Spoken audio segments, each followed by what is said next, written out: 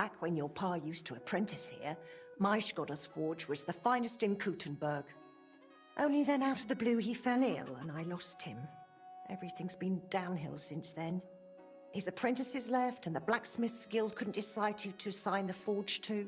Before they could make a decision, the forge's attic burnt down. I was visiting my sister in Vysoká at the time. She's with the Lord now too, poor thing. I was left here all alone, on jointure. This room is the only one that stayed unscathed for the most part. How did your husband get ill? Out of the blue. He started coughing, got weak, then lay down, and never got up again. It wasn't the plague, but something nasty nonetheless. I'm sorry to hear that. What can you do? Such is life, lad. How did the forge's attic burn down? How do you think? Someone set it ablaze. Hard to say if it was just some brats or those good-for-nothings from the hole. That's the watering hole next door. But it doesn't matter now, they never caught anyone. All that came of it is that nobody's wanted the forge for 20 years. But look at me rambling on. I'm sure you're not interested in the rantings of some old crone. Master Bushek? Aye? I'm Henry of Skalitz. I'm interested in Master Škoda's old burnt-down forge. I spoke to his widow, Magdelena, about it. For Christ's sake. She didn't pull you in off the street, did she? The mad old crone? Well, more or less. Old age must be sad. Why was Magdelena bothering you about the smithy? She's used to sticking her nose into everything. Even guild matters that aren't her concern. Old Škoda, may the Lord grant him eternal rest, always tolerated it. She probably doesn't want to live out her years in her ruin. And I understand that. On the other hand, it was her choice. We offered her a cottage elsewhere, but she wouldn't hear of it. Said that was her home. What exactly happened with the fire at Škoda's smithy? That was a tangled affair. I still can't quite make sense of it. Fires can start on their own sometimes, from the weather and such. But it had been rainy for days. Widow Magdelena was out of town, staying with her sister, I think. So the place wasn't being watched, and no one saw anything. Naturally, the city watch looked into it as suspected arson. But they never found the culprit. I don't even remember anyone pointing fingers. In the end, it was written off as an unfortunate accident. I'd like to know more about old Škoda. He was a true master, trained in the Empire and in Italy, and always sought to improve. He was known for his versatility. He forged swords, armor, even ornamental grills for buildings. Besides making top-quality work, he also handled relations between the guild and the town. They'd never been better. Sadly, he fell ill and passed away far too soon. We lost a great man. I noticed your brooch. It's really lovely. It's a nightingale. Škoda made it for me for our first anniversary. I used to sing while I worked. And he'd always say, "My little nightingale." It's a real masterwork. It's mainly a keepsake now. Not much of his is left. Just that old axe. And an axe doesn't make the best love token. I'd like to know more about your husband. What would you like to know? How did he become a guildmaster? Not long after our wedding, he passed the guild exam. He was even offered a choice of 2 forges. There were 2 vacant ones. One in town, in the Merchant's Quarter, where young Matthias is now, and this one. Everyone was surprised he chose this place. But we figured there'd be more space here. And we were right. People didn't mind walking outside the walls once they saw the big, fine smithy we built here. As our smithy prospered, Škoda's influence grew, not just in the guild. He even talked about standing for a seat on the council. But he didn't live to see it. How many journeymen did he train here? Well, not all that many, to be honest. He started with some lad called Janeba from Pech. But the boy couldn't take Škoda's high standards and left. My husband was a strict man. I can't remember a single apprentice who stayed longer than 6 months. Your father was an exception. Him and the Fly. The 2 of them stayed together here 2 whole years. Right to the end. That says something about their skill. They were just fine smiths, and Škoda held them in high regard. What happened after he died? It's all a bit of a blur. I don't really remember that time too well. It all happened so quickly. He fell ill, took to bed, and 3 days later we were laying him out. Suddenly the smithy was full of people. The Guildmasters arranged the funeral, the councillors came to offer condolences. The journeyman disappeared without a word. I went to my sister's for a time, and while I was away the roof caught fire. And the rest you know. I was left here all on my own. The guild assigned me Škoda's old forge, so I'm fixing it up. And while I was cleaning, I found a plan of the astronomical clock. Magdelena told me the two of you tried to repair it on your own back then. Wait. You're the master of old Škoda's forge now. That I am. Well, I'll be. And Magdelena is still living there? She is. That's good. How's she doing? Better now, I'd say. She was sad to see how long the forge was in disrepair. And living in a half-broken down house must have been tough. Poor thing. When old Škoda died, she must have been through a lot. I have to go and see her. I have to see her and apologize. I just have to. I don't want to be here anyway. You reminded me of the old times in Škoda's forge, and damn it. I'm a blacksmith, an armourer.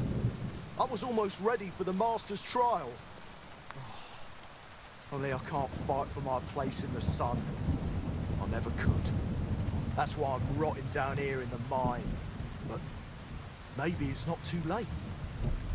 I'll try and find some work in a forge, somewhere near Kuttenberg. Maybe in Bach. But first, I'm going to Škoda's forge to see Magdelena. And nothing is going to stop me. All right, suit yourself. We can go together if you'd like. It'll be faster. Great idea. Let's go. God be with you. Wait, who... You seem familiar. Magdelena. It's me. Stander. Stander? Oh, that Stander. My lord, you've changed so much. Well, it has been 20 years. I'm so glad to see you. You look great. Oh, please. I'm an old crone. What are you doing back here after so many years? Henry here reminded me I'd left you alone here back then. And I came to apologize. There's no need to apologize. Really, everything is better now. As soon as the fire got going again, it's as if things were back to normal.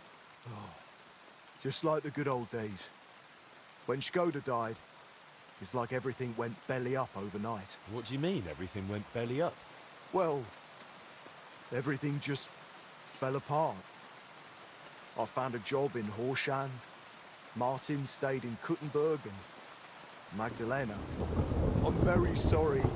Really. Stop apologizing already. It was so long ago. I'm happy to see. Really? Yes, really. Now stop your sobbing already, will you? Tell me more about Škoda. What do you want to know? How did you meet? I met him at a dance, just after he returned from the German lands. Back then he was still a journeyman. A tall, strapping lad. All the girls had their eye on him, but he chose me for the first dance. There was a spark between us, and right away, we both just knew we were meant for each other. We were wed within a year. Did you have any children? We weren't blessed with children, sadly. We buried our little Annie almost as soon as we named her. She was barely 3 months old. She died of diphtheria. And poor little Yannick was stillborn. I nearly died giving birth to him too. After that, I could never carry again. Škoda tried to make it right. He took me to all sorts of healers. We tried every decoction and potion. But it wasn't meant to be. So it was just the two of us in the end. Forgive me if this sounds rude, but why didn't you find another man after Škoda died? Before God, I pledged myself to him alone. No one could ever take his place in my heart. Didn't you ever feel lonely? Perhaps sometimes. But I know plenty of folks round here. There's always someone to drop in for a chat. It's not that I close myself off to love. It just never crossed my path again. I suppose it wasn't meant to be. When did you last see him? At Škoda's funeral. Half the town was there. Sadly, I didn't manage more than a few words with him. He said he had to think over what to do next. And that was it. He didn't even say goodbye after that. Why didn't he stay in Kuttenberg? That's the real mystery. But I'd say it probably had something to do with one of the old Guildmasters. Did Martin have enemies in the guild? You could put it that way. Poor old Guildmaster Hollander. He couldn't stand Škoda, and he couldn't stand Martin either. I'd say he made sure Martin couldn't get hired anywhere in town. But that's just my guess. Who was Guildmaster Hollander? An armourer. Originally from somewhere near Antwerp, I think. I didn't know him well, but my master used to say he was a right pain in the arse. What did he mean? They say he couldn't bear being contradicted, and he'd never forget it. He regarded such people as enemies. Did Martin cross him? I don't know, maybe. But you're probably better off letting that be, Henry. Speak no ill of the dead. Does the name Master Hollander mean anything to you? Well, in truth, I hoped I'd never hear that name again. He was one of the Smith's Guildmasters. I think he was from somewhere in Flanders. Škoda respected him at first, mostly for his skill, but I always found him unpleasant. Like I had a sense... Once, while Škoda was out of town, he came to me and tried it on with me. The brute. What did you do? What do you think? I slapped him so hard he fell to the ground. Then he ran off. He started scheming after that. Went after Škoda, in the guild, in the town council. Fighting off his intrigues was no easy matter. After Škoda died and the journeyman left, he tried to take over the smithy. He begged, pushed the guild, but I stood against it. Looking back, it wasn't long after that the roof caught fire. You think he was behind it? Well, I've got no proof, so I'd rather not dwell on it. They say, speak well of the dead. But in his case, Henry, it's better not to speak at all. God's mills ground him down for every one of his wicked deeds. He died a horrible death. Did you know Master Hollander? I saw him around. But I have to say, there was nothing good in his eyes. I never really crossed paths with him much. But Martin played a joke on him once, and Hollander paid him back for it, with interest. Spread some nasty rumours about him. I reckon he's long gone now. Thank God. Who was Guildmaster Hollander? That's a name I haven't heard in years. He was an armourer, a Fleming by birth. A very skilled craftsman. Few could match his work.